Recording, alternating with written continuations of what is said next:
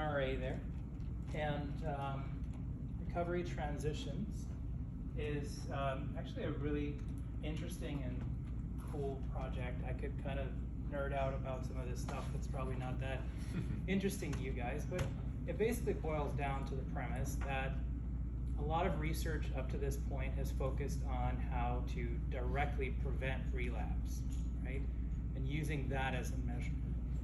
And kind of part of the literature that we're trying to build on is looking at people recovery more holistically and thinking about, hey, you know, how about the other dimensions of people's lives?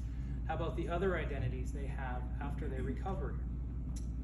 And kind of thinking about the development of that identity and how that can be protective and prevent them from relapsing.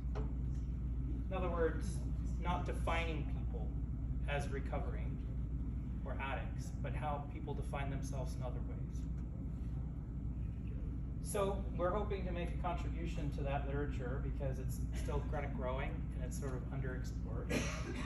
And we also obviously want to benefit the folks that, you know, partner with us and folks that are participating.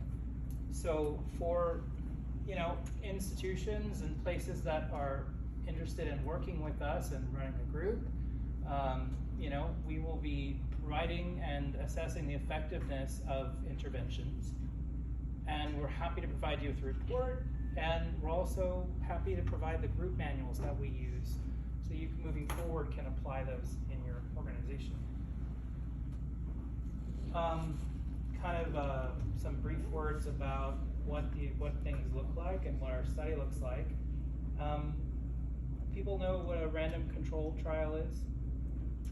Where you have one group and you randomly put people in it. Then you got another group, you randomly put other people in it.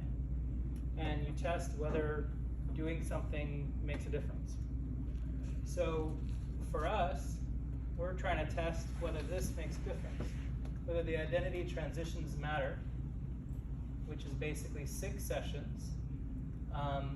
And basically it's exploring like what people's values, beliefs, relationships, what world they see for themselves, who they believe they could become. And teaching them skills and hope in terms of what they can become. And that the hope is that by building up those skills and shifting identity away from being an addict, like in that sense, that internal harsh voice, one second, that would be very helpful for them in recovery, for the folks participating in this branch. Yeah. I'm not clean and sober. I have had periods of clean and sober years in before, but I don't beat myself up over it anymore, and I function normally, and I refuse to let it get to me. Like, I'm not going to let it overtake my life. I just made a decision that, no, I'm going to stay involved, and I'm going to stay functional, and I'm going to do what I'm going to do. I'm not going to beat my shit out of myself over it, and I'm going to become who I want to be, not what. Because people say, oh, I'm a doctor, I'm a lawyer, I'm a drug addict, bank robber. No, who gives a shit what you are? It's who are you really? And that's what I find. That's what I found helpful for myself anyway.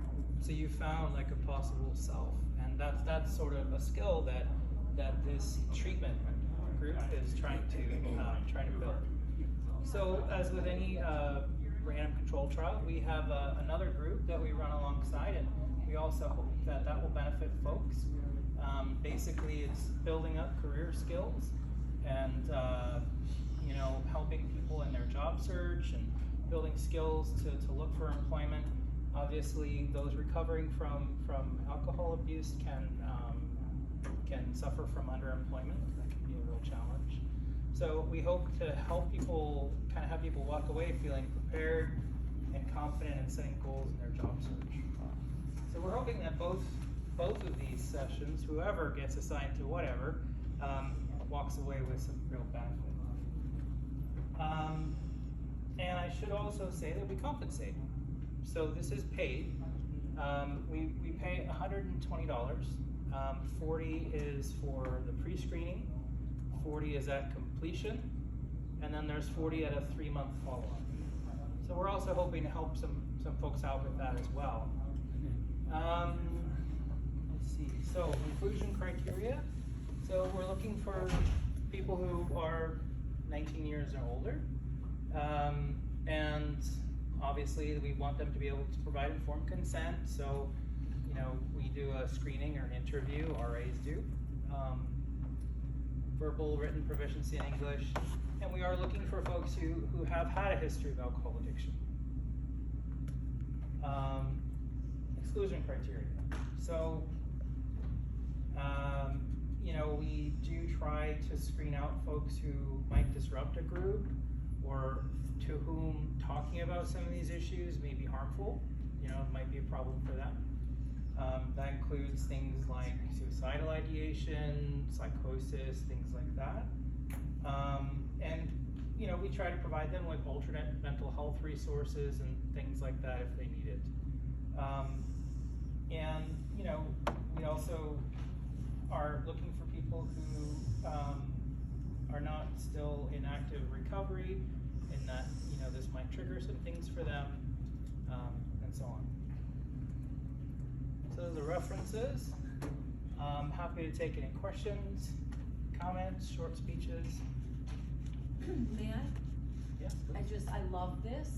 And like for 20 years of my life, I was a big book thumper and I thought AA was the only way. And so when I got to Phoenix, they've now shown me like a new way, and it's kind of touching base on this. And yeah, I think it's just about finding different avenues and different ways. And there's so much more. It's not just like one piece of the pie, right? Yeah, no, I thank you for that. Yeah, I hear that. I can just say, like, as someone who kind of grew up in recovery centers because of my mom's work, seeing people define themselves in different ways was always very empowering and nice to see. So I'm very happy to be a part of a study that's sort of looking at how that works. So anyway, I saw